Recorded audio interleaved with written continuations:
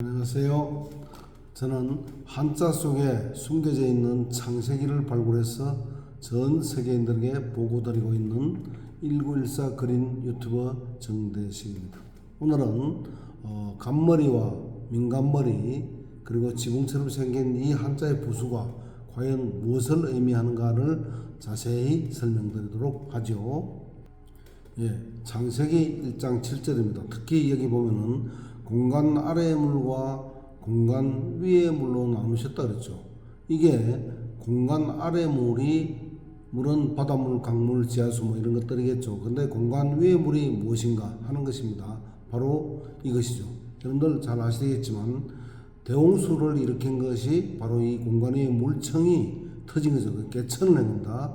개천 하늘의 창문이 열려가지고 대홍수가 일어났던 것입니다. 그런데 이것이 언제까지 있었느냐면은 기원전 2370년 대홍수 때까지 이 공간 위에 물청, 즉 지붕이 있었던 것입니다. 이것을 한자를 만든 사람들은 통찰력으로 알고 있었던 것 같아요. 그러니까 한자를 이렇게 만들었던 것이죠.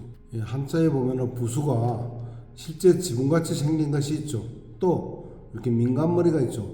덮다, 덮을며 그러기도 하는데 덮다는 뜻입니다. 이것도 덮는 거죠. 지붕입니다. 자, 여기도 보면은 지붕 위에 영이 있죠. 이 영은 하느님을 의미한다. 그게 공간 위에 있는 물청 위에 있는 하느님 이런 뜻입니다. 하느님이 팔을 딱 벌리고 지구를 보호하고 있는 그런 모습을 연상하면 되겠습니다. 다 같은 뜻입니다. 그러니까 이 공간은 아까 봤던 바로 공간 위에 물청을 의미하는 것이고, 이것은 이 아래는 그러니까 아주 사람이 살기 좋은 그야말로 우주로부터 들어오는 이런 것들을 막아줍니다. 여러분들 뭐 잘 아시겠지만 감마선, X선, 자외선 이런 우리 몸에 치명적인 이러한 우주 방사능이라든가 이런 유해한 광선을 완전히 차단시켜 줬던 것이 바로 이 물청이라는 얘기죠. 그리고 몸에 좋은 원적외 선이나 마이크로파 이런 것들을 통과시켜 주니까 이 에덴 동산 즉 물청이 있던 시절까지는 이것이 지붕 역할을 해줬기 때문에 이 물청이 완벽하게 이런 것들로부터 차단시켜주고 좋은 것들은 들어오니까 생명체가 살아가기에 아주 이상적인 그런 지구가 되겠습니다. 다시 잘 보시면은 이 지구를 완전하게 보호해주는 이 보호의 막이죠. 그러니까 지붕이 맞죠. 그러니까 실제로 한자를 만들 때 이렇게 한자를 지붕처럼 이렇게 만들기도 하고, 또 이렇게 덮는 것이 바로 물로 덮은 겁니다. 이것을 한자를 만든 사람들이 어떻게 알았는지 통찰력으로 다 알고 있었던 것 같아요. 또 이렇게 지붕입니다. 그래서 이 아래는 완벽한 집이죠. 사람이 살기에 완전한 집이다. 그렇게 이해를 하시면 되겠습니다. 예를 한번 들어볼까요? 자, 칼금자입니다. 이것도 지붕 아래는 에덴 동산과 같은 그런 아름다운 곳이죠. 자, 요 사람의 머리가 두 개가 있어요. 사람의 머리는 뭡니까? 천사를 얘기하는 겁니다. 천사가 지키는 겁니다. 천사가 에덴 동산 입구를 지키는 모양이죠. 요거는 일자는요. 이거는 공간 위의 물이고, 요거는 공간입니다. 공간. 지금 우리가 보고 있는 일반 하늘을 의미하는 것이죠. 그렇습니다. 또 부자는요. 하느님께서 팔을 딱 벌리고 지구를 지켜주고 있으니까 이 공간 아래, 이 물지붕 아래는 에덴 동산이죠. 에덴 동산에서는 이번 먹을 것이 부족한 것이 없는 완벽한 공간이었기 때문에 가장 인류 역사상 부유했던 시절이 바로 이 시절이다라고 이해를 하시면 되겠습니다. 그래서 이것은 부족한 것이 없이 살았던 에덴 동산 시절, 즉 지금은 이것이 없기 때문에 물청이 없어졌으니까 마치 지붕도 없는 집에 사는 난전에서 사는 노숙자와 같은 신세다, 이렇게 이해를 하시면 되겠습니다. 어떠세요? 얼마나 한자를 만든 사람들이 지혜롭게 한자를 만들었는지 조금 감이 오십니까? 저는 이걸 보고 굉장히 놀랐어요. 어떤 분들은 이걸 사람인자 입구자 그러는데, 사람의 입도 물론 되지만 사람의 머리라는 뜻입니다. 우선 천사는 사람의 머리죠. 남자의 머리는 그리스도이고 그리스도의 머리는 하나님인데, 남자의 머리는 그리스도 즉 천사죠. 바로 이렇게 두 천사가 에덴 동산 입구를 창세기 3장 24절에 지키고 있는 바로 그것이죠.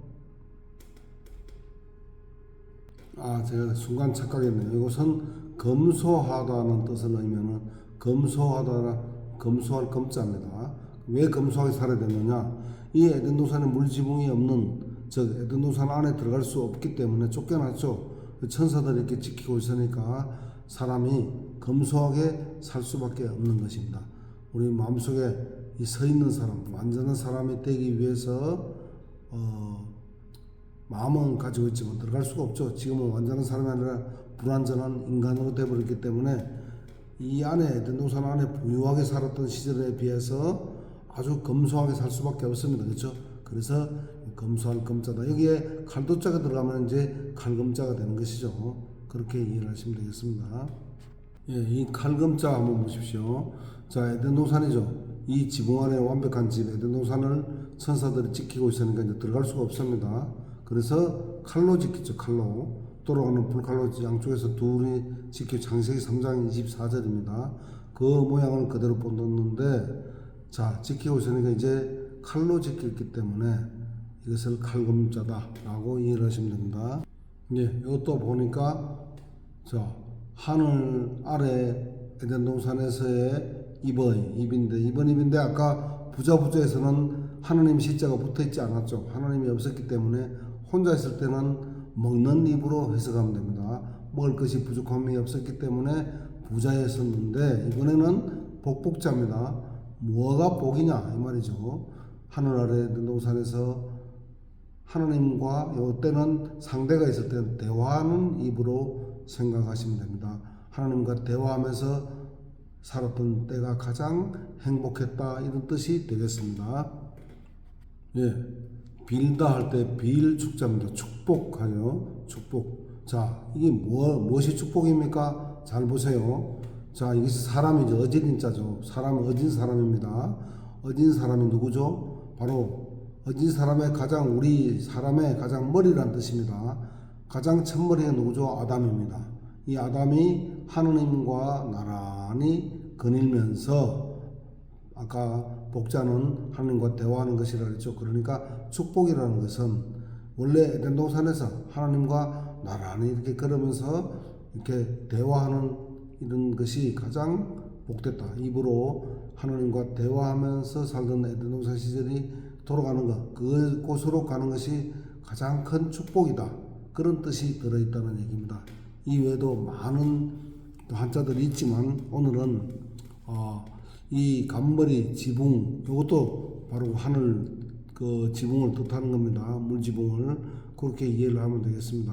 자, 그래서 오늘은 간머리, 지붕, 민간머리에 대해서 그 아래는 전부 다 에덴 동산을 얘기한다. 이것은 왜 에덴 동산을 했죠? 창세기 2장 10절에 보면은 에덴 동산에서 물이 네 방향으로 흘러갔기 때문에 그것을 간단하게 표시해서 방향을 표시한 것이 열십자죠. 여기다 울타리를 이렇게 동그랗게 둘렀던 것이 에덴 동산의 원래 전자의 원래 원형이죠. 근데 나중에 네모로 이렇게 정방향으로 바뀌었지만, 그러니까 밭전이 아니라 원래 뜻은 에덴 동산 전자라고 해석을 해야 모든 한자의 진짜 의미를 이해할 수가 있다 하는 것입니다.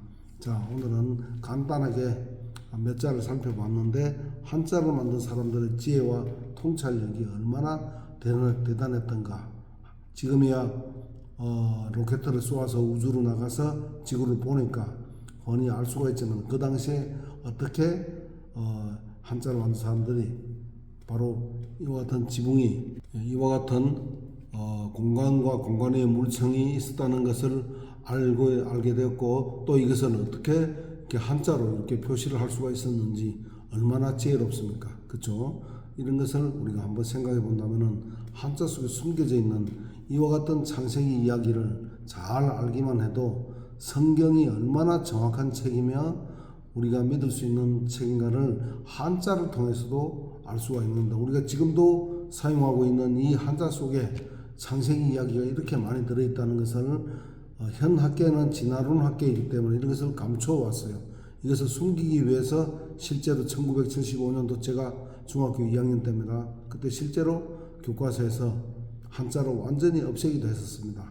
아시겠지만 우리 한글은 사자가 왔다 그러면 이것이 동물의 왕 사자인지 죽은 사람 전령이 죽은 사람이 살아왔다는 그 사자가 살아왔다는 것인지 아니면은 왕이 보낸 전령 심부름꾼 사신이 사자가 왔다는 것인지 도대체 무슨 말인지 알 수가 없는 것이 한글입니다. 그럼에도 한자를 없앴던 것은 바로 이와 같은 창세기 이야기를 숨김으로써 진실을 감추고 하나님과 창세기가 실제 역사라는 사실을 숨기고 진화론을 가르치기 위해서 하나님이 없다라고 말하기 위해서 한자를 없앴던 것이다 라고 저는 결론을 내렸습니다. 만약 우리가 지금도 사용하고 있는 이 한자 속에 창세기가 그대로 들어있다면 이것이 역사라고 인정을 해버리면은 진화론에 들어설 자리가 없죠. 그래서 한자를 없앴던 것을 제가 오랫동안 연구해본 결과 확실하게 밝히게 되었습니다. 자, 오늘은 여기까지만 하고 마무리를 짓도록 하겠습니다. 제가 발음이 영 오늘따라 너무나도 좋지가 못합니다. 여러분들 이해해 주시고 다음 기회에 또 뵙도록 하죠. 감사합니다.